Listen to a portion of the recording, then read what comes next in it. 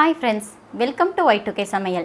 இன்றைக்கி ரொம்பவும் டேஸ்டியான குட்டீஸ்க்கு ரொம்ப பிடிச்ச ஜெல்லி மிட்டாய் செய்கிறது எப்படின்னு பார்க்க போகிறோம். 2 இன்க்ரீடியன்ஸ் வச்சு ரொம்பவே ஈஸியாக இந்த ஜெல்லி செஞ்சிடலாம். 90's கிட்ஸோட ரொம்ப ஃபேவரட்டான சாக்லேட்டில் ஜெல்லியும் ஒன்று. சின்னவங்கள்லேருந்து பெரியவங்க வரைக்கும் விரும்பி சாப்பிடுவாங்க. ரொம்பவும் டேஸ்டியான ஜெல்லி மிட்டாய் செய்கிறது எப்படின்னு பார்க்க போகிறோம். வாங்க வீடியோக்குள்ளே போகலாம்.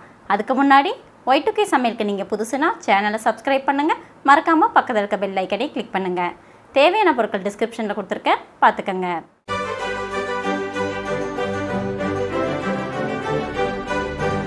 ஜெலட்டின் பவுடரை யூஸ் பண்ணி தான் இன்றைக்கி நாம் இந்த ஜெல்லி கேண்டி செய்ய போகிறோம். அதுக்கு ஒரு பவுலில் 2 டேபிள் ஸ்பூன் அளவுக்கு ஜெலட்டின் பவுடர் எடுத்துக்கலாம். கூடவே 1/4 கப் அளவுக்கு தண்ணி ஆட் பண்ணி இதை நல்லா மிக்ஸ் பண்ணிக்கலாம். ஜெலட்டின் பவுடரை மிக்ஸ் பண்ணுறதுக்கு ஹாட் வாட்டரோ இல்லை வார்ம் வாட்டரோ யூஸ் பண்ண வேண்டாம். நார்மல் வாட்டரை யூஸ் பண்ணிட்டாலே போதும். ஜெலட்டின் பவுடரை கட்டி இல்லாத மாதிரி நல்லா மிக்ஸ் பண்ணதுக்கப்புறம் ஒரு 10 நிமிஷம் போல் இதை அப்படியே ஊற வச்சிடலாம். அதுக்குள்ளே நம்மளுக்கு தேவையான சர்க்கரை பாகை நம்ம ரெடி பண்ணிடலாம். ஒரு பேனில் 1 கப் அளவு சர்க்கரை, அது கரையிறக்கு 1/2 கப் அளவுக்கு தண்ணி ஆட் பண்ணி அதை நல்லா சூடு பண்ண ஆரம்பிச்சிடலாம். சர்க்கரை நல்லா கரைஞ்சி ஒரு திக்கான பாகுபதம் வர வரைக்கும் அதை நம்ம தொடர்ந்து மிக்ஸ் பண்ணிக்கலாம். நம்ம காய்ச்சிற சர்க்கரை பாகு கம்பி பதத்துக்கு விட கொஞ்சம் அதிகமாக ஒரு 5 நிமிஷம் போல் எக்ஸ்ட்ரா குக் பண்ணிக்கலாம். ஜெல்லிக்கு யூஸ் பண்ணுற ஜெலட்டின் பவுட்ரு வந்து நார்மலாக டிபார்ட்மெண்ட்டில் கிடைக்கிது, இல்லைனா நீங்கள் ஆன்லைனில் கூட பர்ச்சேஸ் பண்ணிக்கலாம். சர்க்கரை நல்லா கரைஞ்சி ஒரு திக்கான கன்சிஸ்டன்சியில் பாகு ரெடி ஆகிடுச்சு. இப்போ இதோட பதத்தை நம்ம செக் பண்ணிடலாம். அதுக்கு ஒரு பவுலில் கொஞ்சமாக தண்ணி எடுத்துகிட்டு இந்த பாகு அதில் கொஞ்சமாக ஊற்றுனா சர்க்கரை கரையாமல் நம்ம கையில் ஒட்டாமல் ஜெல்லி மாதிரி வரணும். இதுதான் பாகோட கரெக்டான பதம். இந்த ஸ்டேஜில் நம்ம மிக்ஸ் பண்ணி வச்சுருக்க ஜெலட்டின் பவுடர் இதை ஆட் பண்ணிடலாம். சர்க்கரை இந்த மாதிரி பாகுபதம் வரைக்கும் எனக்கு கரெக்டாக 11 நிமிஷம் ஆச்சு. அடுப்பை ஹை ஃப்ளேமில் வச்சு தான் நான் குக் பண்ணியிருக்கிறேன். ஜெலட்டின் பவுடரை ஆட் பண்ணதுக்கப்புறம் சர்க்கரை பாகோட ஈவனாக மிக்ஸ் பண்ணிவிட்டு அடுப்பை மீடியம் ஃப்ளேமில் வச்சு குக் பண்ண ஆரம்பிச்சிடலாம். அது கூடவே வாசனைக்காக 1 டீஸ்பூன் அளவுக்கு வெண்ணிலா எசன்ஸை நான் ஆட் பண்ணியிருக்கிறேன். நீங்கள் உங்கள்கிட்ட என்ன ஃப்ளேவர் எசன்ஸ் இருக்கோ அதை ஆட் பண்ணிக்கிங்க. அதுக்கு பதிலாக ஏலக்காய் பவுடர் இருந்தால் கூட நீங்கள் ஆட் பண்ணிக்கலாம்.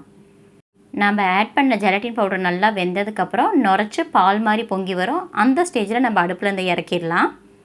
ஜெல்லிக்கு தேவையான ஸ்வீட் மிக்சர் ரெடி ஆகிடுச்சு. இப்போ இதை நம்ம இறக்கிட்டு ஜெல்லிக்கு தேவையான கலர்ஸ் ஆட் பண்ணிடலாம்.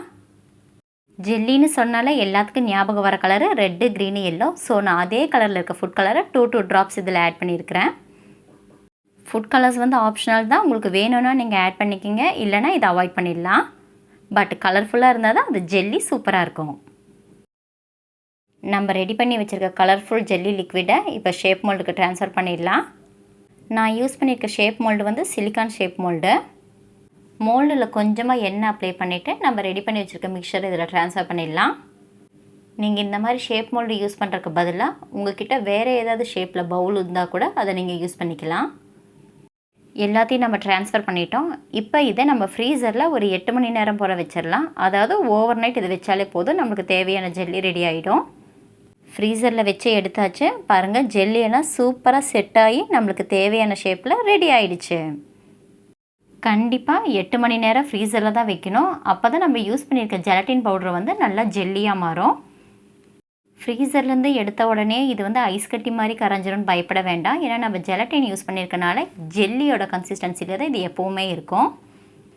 ரெடியான ஜெல்லியை நம்ம அப்படியே கூட சாப்பிட்டுக்கலாம். இன்னும் கொஞ்சம் அட்ராக்டிவாக இருக்கணும்னா இது மேலே சுகர் கோட்டிங் கொடுத்துடலாம். நம்ம ரெடி பண்ணி வச்சுருக்க ஜெல்லி ஷேப்ஸை சுகரில் போட்டு ஷேப்ஸோட எல்லா சைட்லும் படுற மாதிரி நல்லா உருட்டி எடுத்துக்கலாம். சர்க்கரையில் போட்டு உருட்டினதுக்கப்புறம் இது இப்படியே ஒரு 1/2 மணி நேரம் போல் அப்படியே காய வச்சிடலாம். கலர்ஃபுல்லான ரொம்பவே யம்மியான எல்லாத்தோட ஃபேவரட் ஜெல்லி கேண்டி ரெடி ஆகிடுச்சு. சின்னவங்கள்லேருந்து பெரியவங்க வரைக்கும் விரும்பி சாப்பிட்ற இந்த ஜெல்லி கேண்டி ரெசிபியை நீங்களும் ட்ரை பண்ணி பாருங்கள். என்ன ஃப்ரெண்ட்ஸ், எல்லாரோட ஃபேவரட் ஜெல்லி மிட்டாய் சேர்த்து எப்படின்னு பார்த்தீங்களா? இந்த ரெசிபி உங்களுக்கு பிடிச்சிருந்துச்சுன்னா லைக், ஷேர், கமெண்ட் பண்ணுங்கள். Y2K சமையலுக்கு நீங்கள் புதுசுன்னா சேனலை சப்ஸ்கிரைப் பண்ணுங்கள். மறக்காமல் பக்கத்தில் இருக்க பெல் ஐக்கனை கிளிக் பண்ணுங்கள். மறுபடியும் இன்னொரு ரெசிபியில் பார்க்கலாம். அது வரைக்கும் பாய்.